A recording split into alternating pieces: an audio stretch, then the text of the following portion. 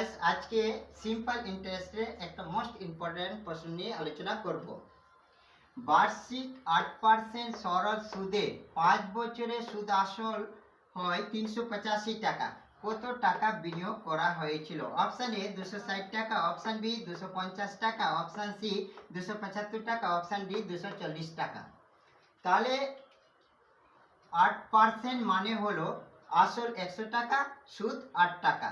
তাহলে আসল 100 টাকা, সুদ 8 টাকা, আর সময় 5 বছর। তাহলে সুদ আসল কত হবে? 5 40 টাকা সুদ, আর আসল হলো 100 টাকা। তাহলে সুদ আসল 140 টাকা। এবার এই সুদ আসল কত দেওয়া আছে? 385 টাকা।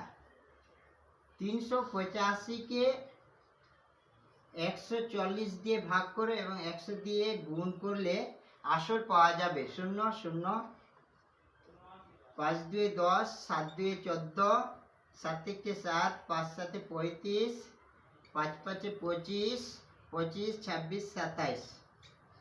তাহলে অপশন নাম্বার সি 275 টাকা। Joy to the world, the Lord is come.